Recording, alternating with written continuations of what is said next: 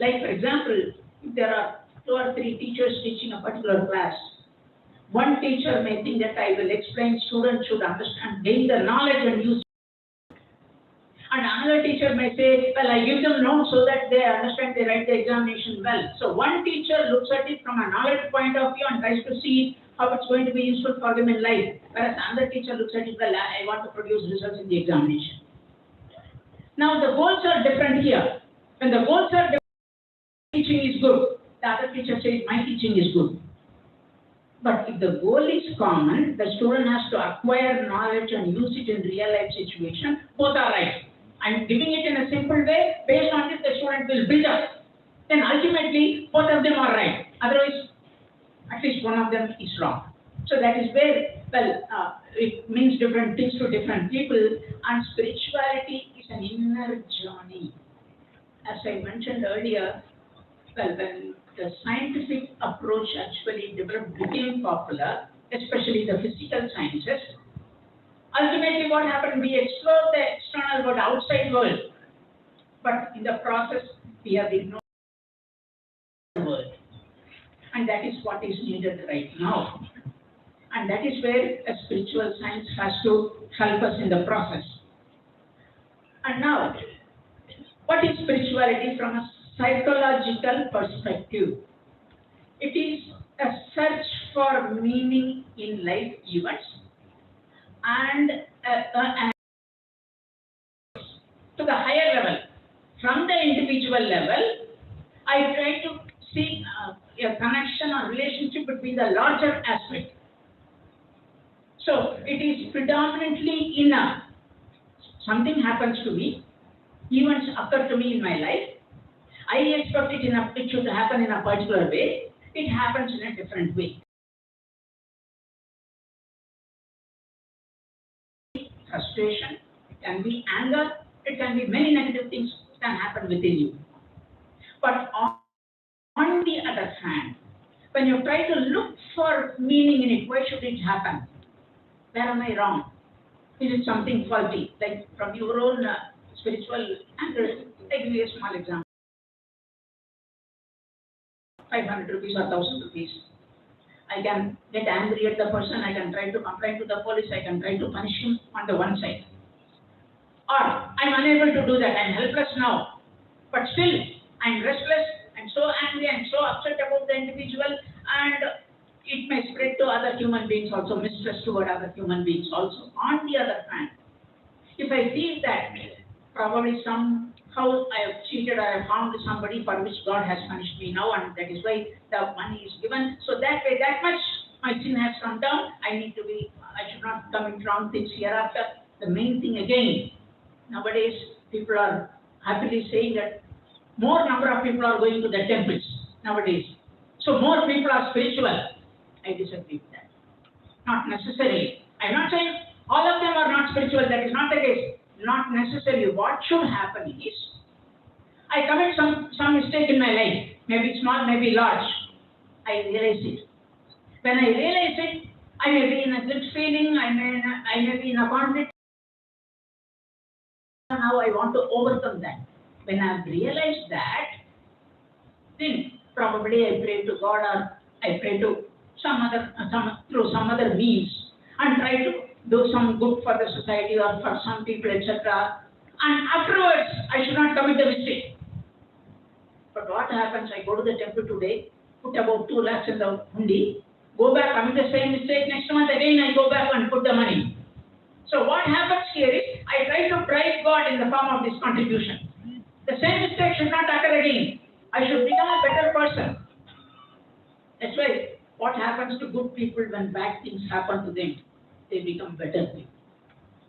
Because you look for something as to why this happens, how has it happened, and why it has happened to me, and how I should do in future so that such things do not happen. My approach should be good, my intention should be good, my way of doing things should be good, etc. So that is what it is. So you try to see yourself with a connection, with a relationship with a larger universe. You can call it God, you can call it self-realization or whatever. Or a person's experience of, or a belief in a power apart from his or her own existence. That is the person's belief in a higher power. So when I feel that, well, I'm not all powerful. So there is something beyond me which is powerful, which is controlling things in my life. So as a result, I should function under such conditions.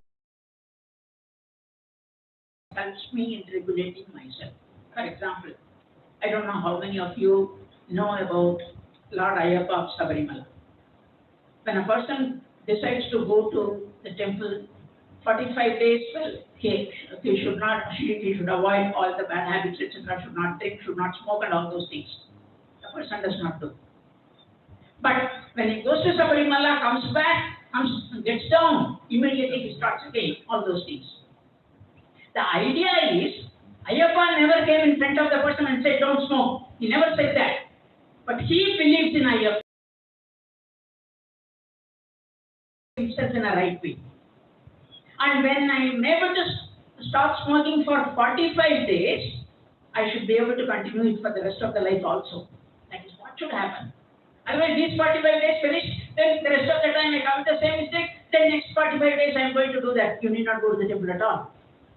So that is where it is an inner experience where there is a higher power who is guiding me, who is telling me not to do every other respect. So it is the outward expression of inner workings of the human spirit. The body, as you all know, is only a container. The inner spirit is expressed in the forms of thinking, actions, etc. So that way, that is how we need to look at it. Now, when you say spirituality, immediately people equate spirituality with religion.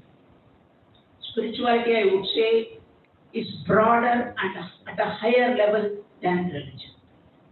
Religion is only a path towards spirituality. Religion is supposed to help you in your spiritual development.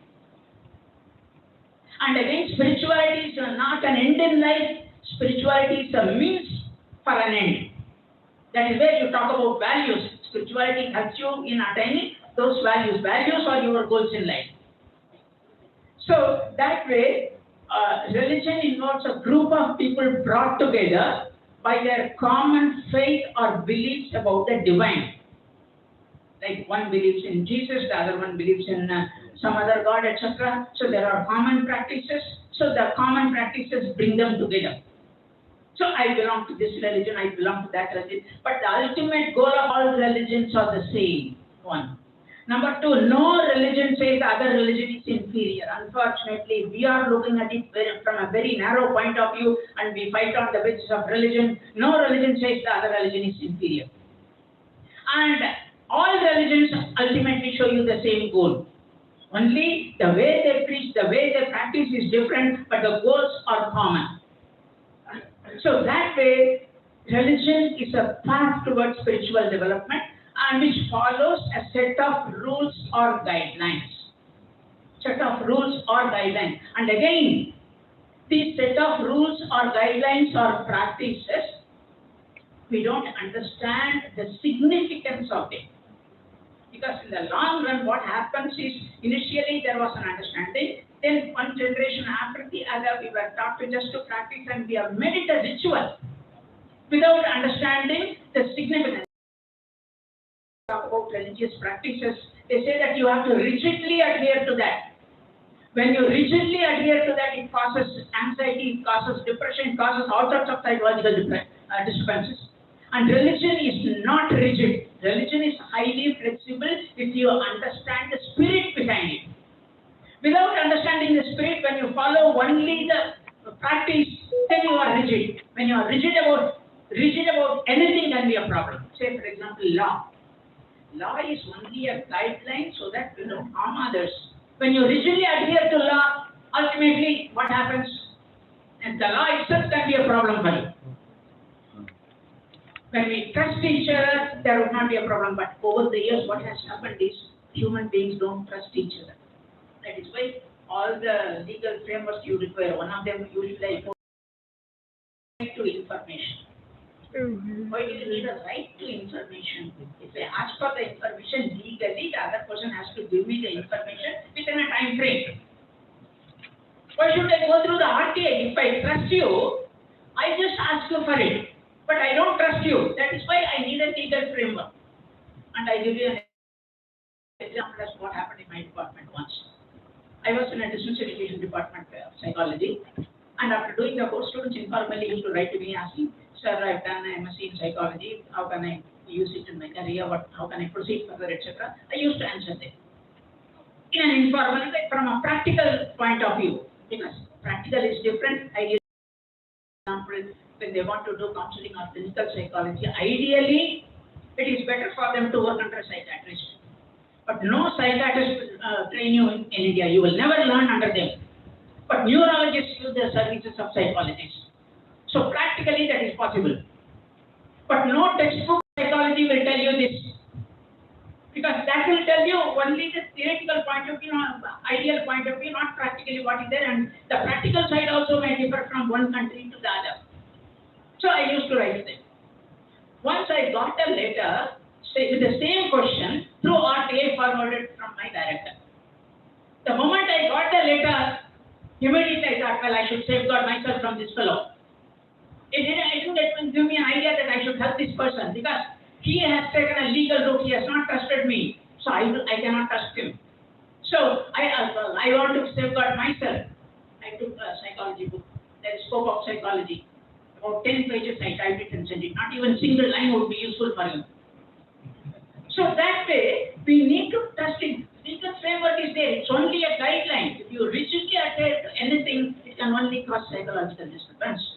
So that way, the religious practices, there are good practices also. Like say, for example, fasting. Fasting is supposed to strengthen you psychologically. The reason is that, well, you can live without any other thing. But food is the basic thing for your survival. And when I am able to be there without eating food for 24 hours, then no other thing will be such a big problem for me. I can postpone my gratification. You cannot live forever without food. That's a different thing. But I can postpone. So it is not a problem for me. So that way, you are able to delay gratification. When you are able to delay gratification, when there is some food for you, only for you, but somebody else is hungry, well, I can wait. I will give the food to him. Spirituality comes in here. So that way, they have their own psychological significance. Also, I think only you people have to explore, and for the future generation, you will have to give the psychological benefits. And once you follow the religious rituals over a period of time, it is supposed to lead you to higher level spiritual guidelines, rules, etc. You can have your own guideline there. Whereas in religion, the set of guidelines, if you are following that religion, you will have to follow them. Whereas when it comes to spirituality, when you move to a higher level, you get guided from within rather than from a structure outside. So that way, there are no set of rules, guidelines one must observe to be spiritual. In the sense, the rules or guidelines come from within you, not from outside.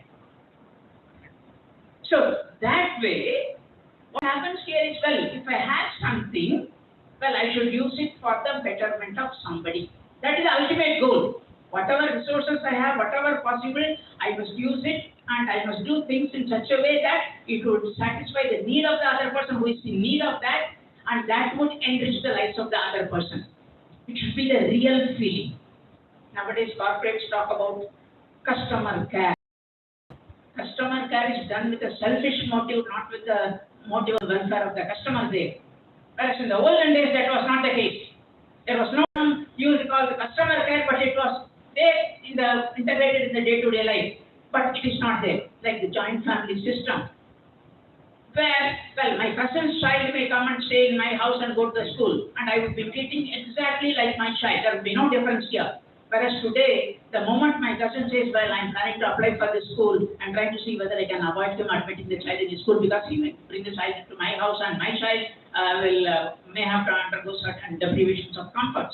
So that is the type of attitude that we have now. So the joint family system was such a fertile ground for spiritual sharing, compassion, helping. Whereas today, well, everything is selfish. Each one has a mobile phone, even one TV in in a family was a luxury in those days. Whereas in every single room, for every single person, there is a TV. So ultimately, we are becoming more and more selfish in nature. So this is a time when spirituality has to be developed. And it is, spirituality is completely individual, found deep within every individual, born with a tendency towards spirituality. And that is where you would be saying, like Dr. Suresh Kumar is going to talk to you on positive psychology. You would see the Indian system was full of positive psychology. We never had any framework for treatment of depression or treatment of anxiety, stress, etc. Because you practice it right from younger years, the child will grow in a healthy way, the whole society will be healthy. And the whole society was functioning for the betterment of the other. Whether the person is known to me or not was not the case at all. Like when I walk on the road, when I see a child smoking, immediately I will just scold him, take the cigarette and put it away, and ask him, who is your parent? I will come and complain you so that it will not happen. So children are guided by everybody.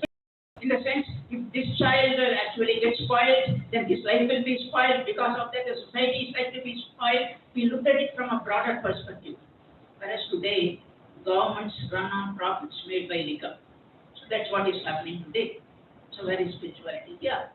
So that way, well, it is completely individual. We are born with positive qualities. That is the Indian system. Every single individual is born with positive tendencies, but with practice, some of the negative aspects coming because of practice, and you will have to remove them. That is the idea. So that way, we are all born with positive qualities, and holding one's personal set of beliefs and practices, searching for the purpose of life. Well, what is the goal of my life? What is it that I want to achieve? Not making money, just not making so many bungalows, so many cars, etc. What is it that I contribute for the society? Because we actually became materialistic by imitating the West. Ours was purely spiritual. By imitating the West, we became materialistic. And the West is now learning from us and trying to change, whereas we are moving toward that. So that way, well, it is one's personal belief, and where you try to look for meaning. Looking for meaning is, important thing is, you look for making others' life better. You think beyond the self. So that is what looking for meaning, and that will give you satisfaction. Again, another term used is values. And there may be a question, okay, if I reach the goal, what happens? Your goal gets money. Like, I want to make money because right now I don't have money. I want to make money. I want to make profit. Well, I have made some money. Now, I'm comfortable. Next what? But the society gave me money. Let me do something for the society. If possible, establish a school or establish a hospital or something like that. So that way, the values may change. Once you attain that, it can change, but it makes life meaningful continuously. It makes life interesting continuously, and it makes life satisfying continuously. So that way, then coming to the nature of spirituality, it is knowing and understanding that there is a higher reality. Because when you say there is a higher reality, you try to connect yourself with the higher reality. That's why even the normal situations in those days, when people used to do lectures or teach children, etc., they used to say that Vivekananda said this and Aristotle said this, etc. Whereas today we see that in TV serial, this particular serial it comes like this, in this serial it comes like that, and the child remains at the lower level. So you must take him to a higher level there. So that way we try to show him a higher reality. It's completely individual and found deep within him. So it's purely individualistic. I may follow a practice and you may follow another practice. Like for example, when you have got an expensive candy for your child, and when the neighbor's child comes, some of the parents say, well, keep it inside, you can eat it later on. Now what do? You are feeding your child not with chocolate, you are feeding your child with selfishness also. You are not supposed to share, you are not supposed to give it to others, you have it for yourself. Then ultimately this happens frequently. So the child develops the attitude, I should not share, I should have it for myself. Then later on, When the fellow gets married and brings some sweets, etc., he leaves the parents away, closes the door, shuts it with the wife, and the parents say the wife has spoiled him. No, you lay the foundation. The wife has not spoiled at all. You lay the foundation for that. If you have taught the child to share, you can share even today also. But you have not done that. So the spiritual, these are all very small things from a spiritual perspective. You guide yourself from within. And as I mentioned, no set of rules or practices. It may be harmony, wisdom, compassion, and a divine presence in every moment of life. So when you say harmony, harmony within, harmony toward other people also. Which means when I say harmony toward other people, whatever I do, I should try to see its consequence for the other person also. Maybe known to me, maybe not known to me, etc. So spirituality should be able to give you a connection in the larger context for the distant future also. People go to Singapore and again come back and land in India, and they say Singapore is so clean, so neat, so nice, and all those things that they are describing to throw things around it. And when you ask them, well, when you admire Singapore so much, why are you doing this? No, if I change it, it's not going to change, so I did not change. The other way of looking at it, if I change, maybe 1 or 2 people may change, 2 people may change, 4 people may change, 8 people, and in about 50 years or 100 years, India may be clean, and I would have laid the foundation for that. You will have to look at it to that angle. Whether it happens or not is a different thing. Well, I try to do that, I try to follow. So that should be the type of attitude. And getting to know our true self, as I told you, we are born with positive qualities, positive tendencies, etc. But what happens is, due to certain practices or whatever reason, it gets distorted, we move toward wrong directions, and ultimately, well, our true self, everything that you look at gets distorted. Because from that point of view only, well, you look at the life situations, you look at people, you look at events, etc. So it gets distorted. A simple example, about 30, 40 years ago, if you had said that your child is going for a tuition, people would have thought the child is a dull headed fellow, that is why he needs an extra tuition. Because when it is taught in the class, why should he go for a tuition? Whereas today, when you say, well, my child is not taking up a tuition, something is wrong with the child. Now, which one is right? We do not know. So the same way, we think that only if my child becomes a doctor or an engineer, he can be happy, all others cannot be happy. Well, not necessarily. Like, we see that when actually the IT field was growing, everyone went to the IT field. But you see that more problems only people in the IT profession now. Why is that? Well, there is a distortion in perception. So we should understand that, well, what is my true nature, what are my needs, what are the things that make me happy, what are the things that make me unhappy, etc. We must try to understand. There should be an inner journey. Right now our focus is only on the outer side, not on the inner side, and your spiritual practice should be on the inner journey which is needed right now. So that way it is, and we must be able to understand about true nature of the term consciousness, because I mentioned one term in the morning where the Western psychology and the Eastern system differ. That is adjustment.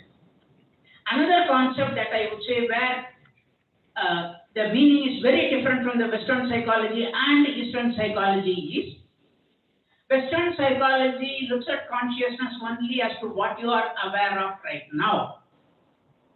But the Eastern point of view is very deep. It is not just what you are aware of right now. You try to integrate whatever you had come across related to this, you try to put them together and you try to look at it from a larger perspective. That is what consciousness is. So, in your research work, if you are trying to use something related to the consciousness, you must try to do it as per the meaning of this spiritual system, not with regard to the Western psychological system. That's where I said, well, don't try to use Western tools as far as possible. Try to see it's relevant. If you think it is relevant, there is nothing wrong with that. But if it is irrelevant, you will be connecting irrelevant material here, and ultimately your results will be faulty.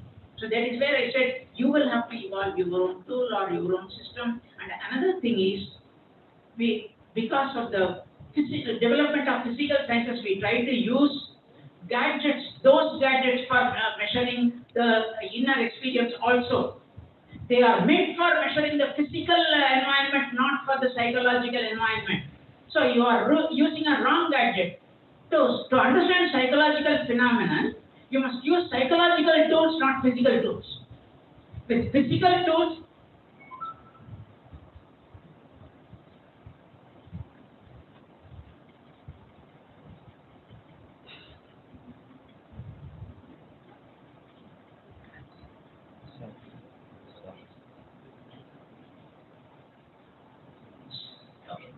so that way, what happens here is consciousness is such a deep term that when you try to do that, use it from that perspective and try to relate, try to measure, try to assess from that perspective. Yes? So that way consciousness and transcending the physical world. There is something beyond the physical world that is there. That is again the Indian system, which is not there in the Western system. Whether you believe it or not, generally they said that, well, a person has a minimum of 7 births. And the idea, one of the ideas is that in the first birth, when you commit some mistake, in the subsequent birth, well, you undergo suffering because of that. Because of the suffering, you get refined, you become a better person, the soul becomes better. So ultimately, for every subsequent birth, you become a better person. So when that type of a feeling, when that type of a belief is there, you try to regulate yourself.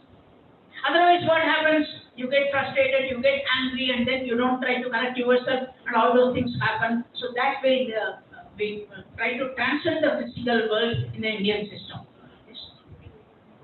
Sir ने जो भी बताया, पहला point उन्होंने जो बताया कि हम जो टूल यूज करते हैं, स्टैंडर्डाइज्ड टूल यूज करेंगे, क्वेश्चनरी यूज करेंगे, तो वो अगर इंडियन कॉन्टेक्स्ट के अकॉर्डिंग होगा, जैसे हमारे जितने भी स्टैंडर्डाइज्ड टूल हैं, वो विदेश के अकॉर्डिंग, जैसे आपने सुना होगा ऑक्सफोर्ड हैप्पीनेस क्वेश्चनरी, उसको यूनिवर्सल हम टूल मानते हैं, लेकिन वो सिर्फ वेस्टर्न कल्चर के अकॉर्डिंग उसको डिजाइन किया और उन्होंने उनको कह दिया दिस इज यूनिवर्सली एक्सेप्टेड। वो गलत बात है। वो ये कहते हैं हम अगर ऐसे टूल्स को डिजाइन करें, ऐसे नए टूल्स को डेवलप करें which are according to the Indian culture, भारतीय सभ्यता अकॉर्डिंग होगा, तो एक बहुत बढ़िया बात है। दूसरा जो उन्होंने बताया कि स्पिरिचुअलिटी जो है साइकोलॉजिकली, जैसे भारत में क्या है कि पिछले जन्मों में विश्वास रखते हैं कि मेरे साथ जो भी हुआ है वो कोई ना कोई मेरे पिछले जन्म का क्या था, कर्म था, उसके लिए हम क्या रहते हैं, संतुष्ट रहते हैं, या अपने आप को हम शांत कर लेते हैं, हमारा मन शांत नहीं होता, हम अपसेट नहीं होते, एंग्री नहीं होते। तो that is the true meaning of spirituality. Now, the next thing is many people believe that going to a temple or any religious places and doing something is spiritual. Not necessarily. You need not be near God at all to be spiritual. You can be spiritual wherever you are. As long as your true feeling is that there is a concern for the other people, and whatever you can do, you want to do things for those people. Because you can't solve the problem of every person, that's not possible. But wherever possible, your thinking always should be, when you come across somebody who is in need of something, if it is possible, you must be able to do that. So that is what spirituality is. And spirituality is an inner experience, as I said, where you try to serve the fellow human beings. So you enrich their life, and ultimately the whole universe can become harmonious, happy, healthy, etc. So that is what it is. One. Number two. Again, it is my own interpretation. तो ये एक और component बता रहे हैं, spirituality का मतलब क्या है। स्पिरिचुअलिटी का मतलब ये नहीं कि जो लोग मंदिर जाते हैं, गुरुद्वारे जाते हैं, जहाँ भी रिलीजियस प्लेस में जाते हैं, चर्च में जाते हैं, जहाँ भी जाते हैं, तो वहाँ जाना कोई, अगर कोई व्यक्ति जाता है तो जरूरी नहीं कि वो स्पिरिचुअल व्यक्ति कौन है। जब वो दूसरों के कनेक्शन में आता है, दूसरों से बातचीत करता है, तो उसकी वो हेल्प कर सके, उसके दर्द को समझ सके, उसके दर्द को समझ के उसकी मदद करना, उसके साथ कनेक्ट करना। हम पूरी दुनिया की मदद तो नहीं कर सकते, लेकिन जिनके साथ हमारा संबंध है, क्योंकि दुनिया में आप देखो 750 करोड़ आत्माएं, हम सबको तो मुश्किल दूर नहीं कर सकते, क्योंकि हम कहते हैं हम बाबा के क्या है, विश्व कल्याणकारी, लेकिन हमारे लिए विश्व क्या है, what is the world for us. केवल वही आत्माएं हैं जिनके साथ हम सब, हमारा परिवार है, हमारी जॉब है, हमारा बिजनेस है, हमारा सेवा केंद्र है, लेकिन जब हम उन आत्माओं के इंटरेक्शन में आते हैं और उनकी मुश्किल को दूर करने के लिए मदद करते हैं, हेल्प करते हैं, तो अंदर में सेटिस्फेक्शन मिलता है। और एक हमारा जैसे कहते हैं ना, थिंक लोकली एंड ना work locally and think globally, तो that is true meaning of spirituality. And spirituality, as I said, it should be an experience within the individual. You and I will not be able to observe it directly, but from their behaviors you can infer that. But at the same time, it should be the real feeling within the individual, and that is what is challenging in your research. Because whether the individual actually feels it that way, you use only a questionnaire, and a questionnaire may not reflect the actual spiritual feeling of the individual. You are only trying to make an inference, and usually what can happen is a predominantly an anti-spiritual person would be answering better than a spiritual person in those questionnaires, because he knows how to give faulty answers to project himself as a spiritual individual. That is why it also faulty. That is a challenge. Okay, so that way, when you try to do something on spirituality, keep this in mind and try to see how best I can understand the actual feeling of spirituality in the individual rather than just the external aspects. Keep that in mind. Okay, ये बहुत अच्छा question इन्होंने answer दिया, specially हमारी from research point of view. वो ये कह रहे हैं कि अगर आपने किसी व्यक्ति को जो इंटरेक्ट नहीं करता दूसरों, जैसे हम योग करते हैं, तो योग करते हैं हमें कितनी अच्छी अनुभूति होती है, खुशी का अनुभव होता है, आनंद का मजा आता है, प्यार का मजा आता है, तो these are my personal feeling. लेकिन उसको आपने किसी व्यक्ति को जज करना क्वेश्चनरी के द्वारा, जैसे आपने कोई भी टूल बनाया, आपने अपने क्वेश्चनरी बनाए, तो वो ये कह रहे हो हमारे लिए सबसे बड़ा challenge, specially when the person is not interacting with the other person, और आप अकेले बैठे हो योग कर रहे हो, ये आपका पर्सनल अनुभव है। उसको आपने एक ऐसा क्वेश्चनरी हम बनाए ताकि उस पर्सन की जो रियल फीलिंग्स है वो हम उसको जज कर सके। और दूसरा उनका ये भी था, आपको स्पिरिचुअल पर्सन, लेकिन नॉन स्पिरिचुअल पर्सन जो है, कई बार वो क्या करते हैं, जो क्वेश्चनरी है उनको पता है इसका कैसे आंसर देना। जैसे भी आपने क्वेश्चनरी अटेंड किया है, हम कई बार साइकोलॉजिकली क्वेश्चंस देते हैं तो कई लोग गलत दे देते हैं। उनको पता होता है कि हमारा टेस्ट किया जो देने जा रहे होते हैं, उनको पता है इस क्वेश्चनरी से हमारा टेस्ट किया होगा, उनको पता है कैसे सेट किया, साइकोलॉजिकल रूल को समझते हैं, तो रॉन्ग आंसर्स कर देते हैं ताकि उनकी जो रियल पर्सनैलिटी है वो नहीं पता लगता है कि रियल पर्सन क्या है। वो अपने आप को, उनकी पर्सनैलिटी कुछ और होती है लेकिन प्रोजेक्ट कुछ और करते हैं, जानबूझ के उनको पता होता है कि इस आंसर क्वेश्चन का आंसर जो है ये राइट है, तो नॉन स्पिरिचुअल पर्सन जो है वो इंटरेक्ट कर जाते हैं। कई बार वहां हमें प्रॉब्लम आ जाती है सैंपल देने में। तो चैलेंज ओनली ऐसा क्वेश्चनरी हम बनाएं जो कि रियल स्पिरिचुअल पर्सन जो थिंकिंग है उसकी या जो उसकी पर्सनैलिटी उसको बाहर निकाल सके, ताकि हम लोगों को प्रोजेक्ट कर सके स्पिरिचुअलिटी जब मेडिटेशन करते हैं तो उसका क्या इफेक्ट है। Spirituality produces many positive qualities in an individual. One is love, in the sense of positive feeling toward other people. And as I told you, when your child has a candy, when another child comes and if you have to share it with the child, initially the child will object, the child will refuse, the child will cry, all sorts of temper tantrums will be there. But try to convince the child and then make him do that, then in due course, he will develop a feeling that I feel happy by sharing, not by having the whole thing for me. So anytime he gets it, he will keep a share for the other child. So ultimately, this creates a bond between the two individuals. He experiences love for people. And that gets expressed. For example, when they are good friends, and every year when there is a birthday, if I get you a gift for about 2,000 rupees or 5,000 rupees, the next time I get you something is only next year. Whereas on the other hand, I keep frequently going to one place, the other, wherever I go, I think of some small things that you would like, and then I buy it for 2 rupees or 5 rupees or 10 rupees every time I give it. Then you will be happier with the second one rather than the first one, because I'm always there in his mind. He likes me, so that is love. That is spirituality. Not by giving an expensive gift and then forget him for the rest of the year. The same way, when you really feel spiritual toward the other, the love toward other individual, when he tells you the birthday, automatically it gets registered. You need not write it in a paper and then by heart it. That doesn't happen. Automatically it goes there. Then the next year on that day, you call him, you wish him for the birthday, you are happy, the other person is happy. What happens today? You register it in your mobile phone, it makes a noise on that day, and then you know, today is that fellow's birthday. Happy birthday, formality is over, next time you'll see. That's all. So it doesn't produce any feeling within you or any feeling in the other individual also. That is where you need to relate with people. We have produced a lot of communication gadgets, but we communicate less and less. We build larger houses, broken families. We produce more medicines, less wellness. So somewhere we are very wrong in every aspect of our life. तो ये बात करें बेटरलिज्म की आजकल क्या हालात है, हम पैसे को ज़्यादा ध्यान देते हैं। जैसे उन्होंने भी बताया कि किसी का जन्मदिन है आपके किसी रिश्तेदार का, तो हम साथ में उसको एक बार ही याद करते हैं और बहुत बड़ा गिफ्ट लेके आते हैं, ₹1000 का गिफ्ट देते हैं और पूरे साल में उससे बात ही नहीं करते।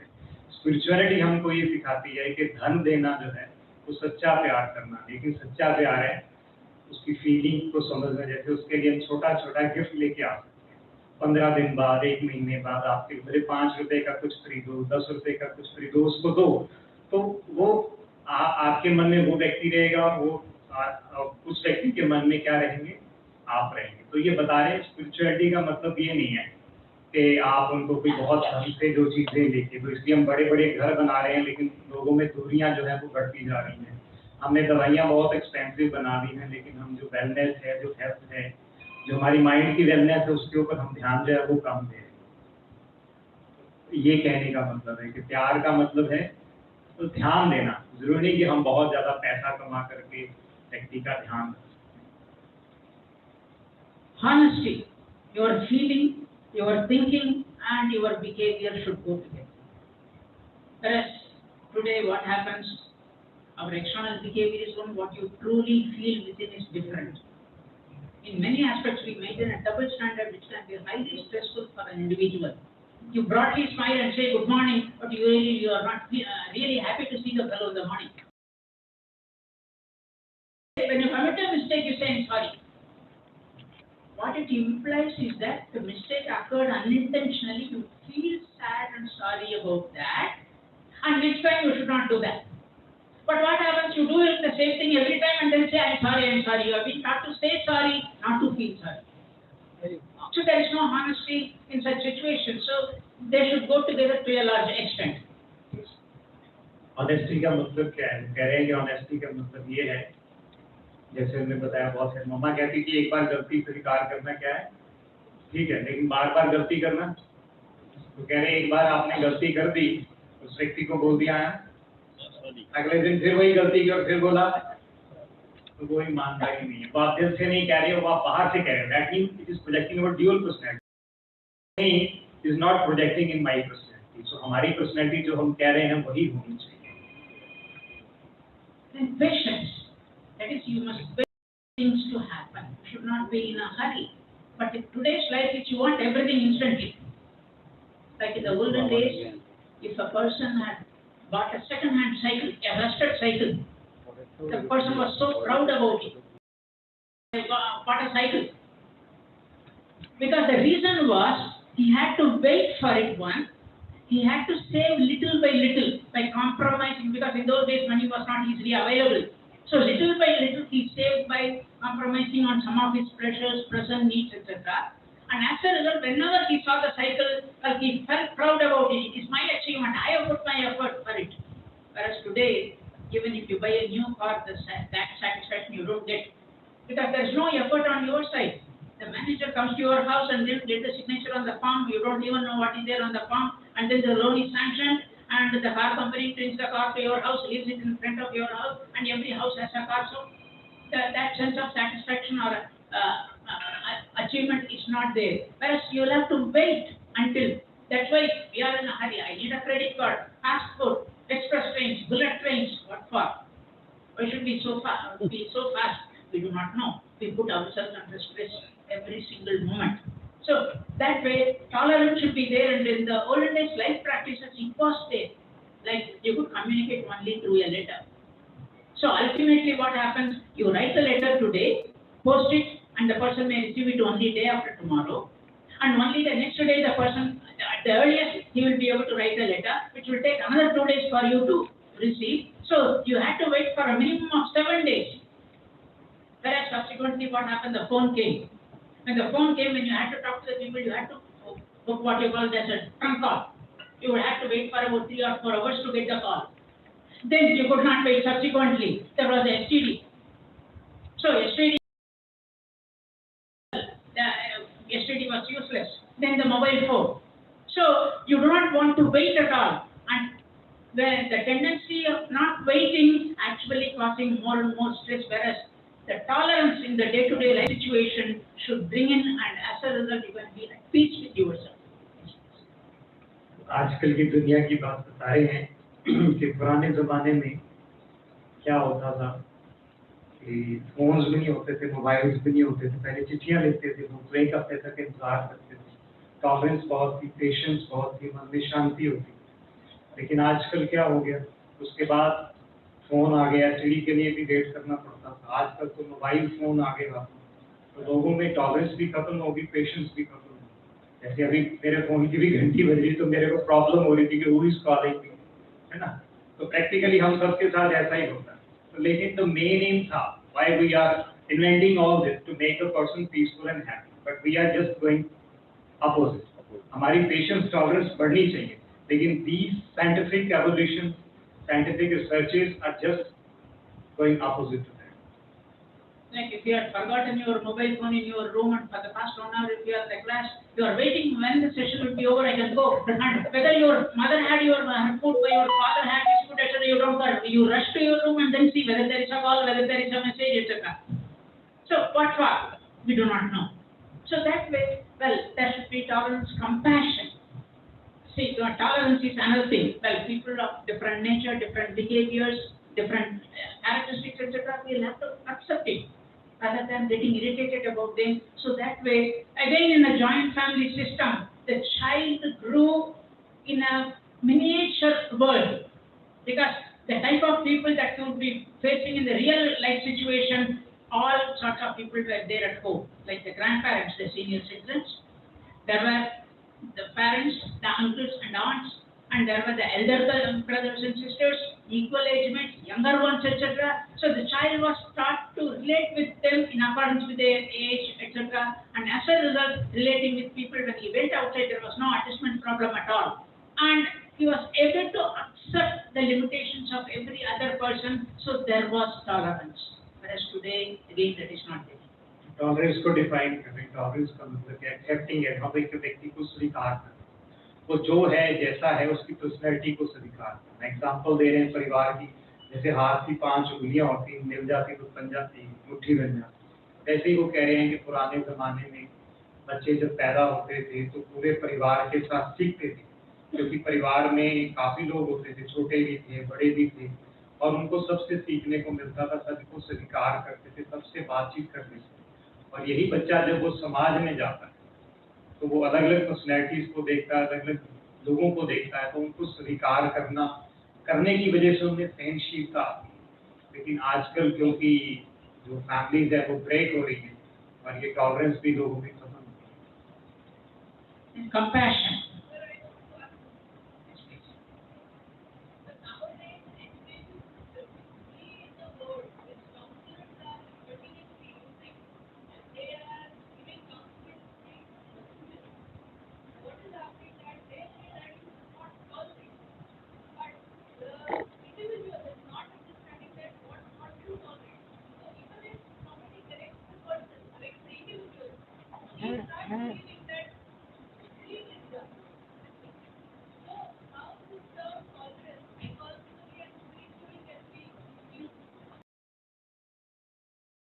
When another child is bullying a child, the problem is that the other child again would be upset because he is also immature, and that will have a psychological impact on this child. But what happens in present day situation is, immediately the child who is bullying is punished there. But the bullying tendency is due to some sort of inadequacy in the personality. So which means you have to look into that and try to help the individual to alter the tendency rather than punishing him. Punishing him is going to aggravate the problem in the child. That is where spirituality has to help you. You feel sorry for the child, you try to see why the child is doing that, what makes him do that, and how that child can be corrected. So rather than the child who is being bullied, counseling him is not, he doesn't require counseling, only the other person. And nowadays I would say the parents require counseling, giving counseling to children alone is not enough. I would say the reason for the problem are the parents, not the children. So that is where the attitude has to change.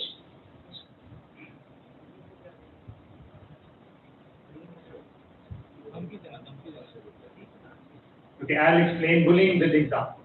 जैसे bullying होता है, कई बच्चे छेड़ते हैं दूसरे, जैसे कोई मोटा है, उसके घर में फादर नहीं है, गरीब है, तो अमीर बच्चे उसको छेड़ेंगे अपने आप को बड़ा दिखाने के लिए, या मतलब नाम से बुलाएंगे, कुछ उसको तंग करेंगे, तो इसको बुलिंग बोलते हैं नॉर्मल कॉलेजेस में या स्कूल में।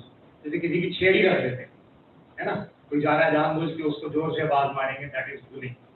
तो उन्होंने प्रश्न पूछा था कि आजकल जो स्कूलों में बताया जा रहा है कि अगर आपको कोई भूल करता है तो उसको आप टॉलरेट नहीं करो, उसको सहन नहीं करो, लेकिन इमीडिएटली क्या करो, उसको आप जवाब दो। तो उन्होंने कहा कि आजकल तो ये बताया जा रहा है, लेकिन हम स्पिरिचुअलिटी में टॉलरेंस कह रहे हैं कि आप उसको सहन करो, तो उसको कैसे वो देखें। तो सर का उत्तर था कि भाई हमको ठीक है जो आप कह रहे हो कि टॉलरेट नहीं करो, बट प्रॉब्लम का है, we need to understand where is the real problem. अगर कोई व्यक्ति बुल कर रहा है तो वो क्यों कर रहा है, वो कह रहे हैं आप उस व्यक्ति से बात करो जो दूसरे को बुल कर रहा है, दूसरे को छेड़ रहा है, दूसरे को तंग कर रहा है, और उसका रूट कॉज क्या है उसको जानने की समझ। ये नहीं कि जिस व्यक्ति ने बुल किया हम क्या करते हैं उसको इमीडिएटली पनिश कर देते हैं, स्कूल से निकाल देंगे, क्लास से निकाल देंगे, पेरेंट्स को कॉल। वो कहते हैं कि जरूरी है कि जैसे प्रॉब्लम इन बच्चा, वो जो बच्चा बुली कर रहा है उसका रीजन क्या है वो आप फाइंड आउट। जो बुली कर रहा है बच्चा, उसका जब आप रीजन फाइंड आउट करेंगे, you will find that the problem in the family. उनके परिवार में कोई ना कोई प्रॉब्लम, उनके पेरेंट्स की काउंसलिंग की भी जरूरत है। वो पेरेंट्स अपने बच्चे को क्यों नहीं रोक पा रहे, क्या कारण है। अगर हम उस बच्चे का रूट कॉज, जो उसका कारण है कि दूसरे को क्यों बुली कर रहा है, उसको भी कोई प्रॉब्लम हो सकती है, उसको भी माँ बाप तंग कर रहे होंगे या उसको कोई दूसरे तंग कर रहे होंगे, क्यों ऐसा कर रहे हैं, हम उसका कारण ढूंढते हैं, उसकी काउंसलिंग करते हैं, उसके प्रति हमारा कंपैशन, दया भाव होती है। तो दया भाव समझ के अगर हमें रियली उस प्रॉब्लम को दूर करना है, तो उस बच्चे को पनिश करने की जगह जो बुली कर रहा है, जो छेड़ रहा है, उसकी प्रॉपर काउंसलिंग होनी चाहिए, उससे बातचीत होनी चाहिए, न केवल उस बच्चे की लेकिन उनके माँ बाप को ज्यादा जरूरत है। कहते आजकल केवल बच्चों को बुलाने की बात नहीं, लेकिन काउंसलर को बात करनी, उनकी पेरेंट्स के साथ उनको बुला करके उनसे बात करें। जब हम रूट कॉज फाइंड आउट करेंगे, that is the real solution. केवल पनिशमेंट करना या ऐसी कुछ सजा देना वो रियल सोल्यूशन नहीं। A sense of detachment. Spirituality should help you to develop a boundary between you and the other person. And probably some of the parents may be experiencing right now. When the child goes into the +2, the parents become stressful. The child is more relaxed, but they try to transfer the stress on the child also. And ultimately they see that as if it is their examination rather than the child's examination. And my child should do only in IIT, only medicine, only this, only that, etc. Put the whole family under stress. So that way, well, I try to facilitate. I try to help him wherever possible. If possible, I will teach him, I will make him understand, I will arrange for a tuition for the child if he requires that. I will do everything. Beyond that, whatever happens, happens. And, well, I will accept it beyond that. Now, without doing that, well, the parents actually cry, they are restless, they don't sleep, they don't eat. And one of the concepts that is happening in India is examination stress. As a result, the government comes out and says up to 5th standard there is no examination, up to 8th standard there is no examination, etc. Examination per se is not stressful. Our faulty attitude towards the examination mark is the cause of the stress. We attach undue importance to the marks in the examination. We say that a child who has secured 80 is superior and a child who has got 79 is inferior. We make it a humiliating experience for the child. So the moment you say examination, well, the parents are under stress, the child is under stress. On the other hand, conduct an examination. Provide a feedback to the child. Like, you have learned this, but you have not learned this. It is wrong because of this. This is what is expected, etc. Then the child learns. Because he knows where he is wrong, and then he goes back, he learns. When he learns, then he is happy that I have learned, but I want to know whether I have learned well. Then he will turn to say, can we have the examination next? The child will be waiting for the examination rather than running away from the examination. So that way, we are making it a humiliating experience for the child, whereas set the boundary. The child has undergone, let's say, for example, a surgery. The child is experiencing pain. You can do nothing about the pain. You can try to do all the things to minimize the pain, but the child has to undergo the pain. That should not bother you because it is a part of the surgery. So that you need not be bothered. You need not put yourself under stress. That is what detachment is. The same way child rearing, we try to impose things on the child is another human being. Understand the boundary. Well, give them beyond that. Don't interfere in their freedom. Like once I was having my lunch in a restaurant, where in the next table, the husband, your wife, and their daughter were eating their lunch. And the mother kept doing something, and all of a sudden the girl said, "Well, I'm not going to eat." She was eating something. But when the mother kept telling something, the child said, "I'm not going to eat at all." And I was observing what was happening. The child was eating only the rice. He didn't touch the vegetable. And the mother said that you keep the vegetable along with the rice and then you eat. The child said, "I don't like the vegetable.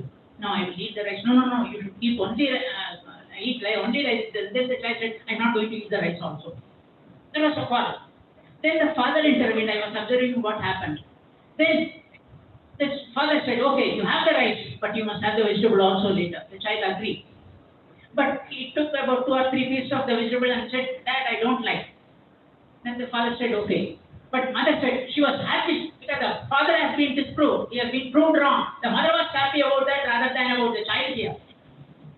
But what happened was the father respected the child, said, "Well, you can eat separately, eat later." It respected the father's words, eat a few pieces, and then requested the father to exempt me from eating further because I don't like it. So it is respecting the other person. That is where the boundary is.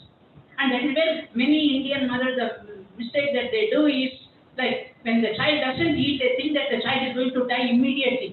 So you can see they keep the child on the lap and keep it in the cup. Look at the top there, look at the donkey there, and then keep feeding. And then subsequently, after some time, when you say the child has to eat, the child has take me to the doorstep. Bad habit. Who taught the bad habit? You taught the bad habit and scold him for that. So that way, learn the boundary. If the child doesn't eat, fine. Well, there may be slight reduction in the weight. When the child is going to feel hungry, he's going to come to you and ask for food. Nothing is going to happen. It would be a healthy experience for the child. So have the detachment. Look for the long-term benefits of the child, and that's what spirituality is all about. Detachment की बात करें, जैसे बाबा भी कहते हैं बच्चे क्या बनो, डिटैच्ड ऑब्जर्वर बनो। लेकिन आजकल सोसाइटी में क्या हो रहा है कि जैसे बच्चों के जब नंबर कम आते हैं तो बच्चों को टेंशन कम हो जाती है, पेरेंट्स को ज़्यादा हो जाती है। तो जो पेरेंट्स को टेंशन होती है वो बच्चों के ऊपर डाल देते हैं कि तुम्हारे तो नंबर कम आए, और जैसे चाहते हैं सभी के हमारे बच्चे कहाँ चले जाएं, आईटी में भी चले जाएं, तो हमेशा उनको प्रेशराइज करते रहते हैं कि तुम्हारे नंबर ज़्यादा आने चाहिए, ज़्यादा आने चाहिए। तो एक जैसे हम कहते हैं ना, हैप्पीनेस को क्या कर दिया, कंडीशन कर दिया, लव को कंडीशन कर दिया। मार्क्स पे आगे, मार्क्स आएंगे तो खुश, मार्क्स नहीं आएंगे तो बाबा कहते हैं ना, you are unconditionally peaceful, loveful and blissful. कुछ भी करो, सेवा करो ना करो, but you are unconditionally loveful. लेकिन हम प्रेशर में आ जाते हैं, सेवा नहीं की, खुशी कैसे मिलेगी। Because he has given the example of non BKs. मैं बीकेस की एग्जांपल देके हमारे में भी ऐसा होता है। अब दुनिया से तो डिटैच हो जाते हैं, लेकिन ब्राह्मण फैमिली के साथ क्या हो जाते हैं, उनको कुछ होता है तो हमारे दिल को कुछ हो जाता है। बड़े हैं ना, सीनियर है, बहुत देर से उनके साथ रह रहे हैं। तो ये वो कह रहे हैं कि हमें उनकी बाउंड्री को देखना चाहिए। मतलब उनकी एक इमीडिएटली उनको प्रेशराइज मत करो। उनकी भी एक लिमिटेशंस है, उनकी भी एक बाउंड्री हर कोई समझता है, लेकिन प्यार से, ध्यान से जो है वो समझता है। आप उनके ऊपर प्रेशर डालो, नंबर क्यों आए।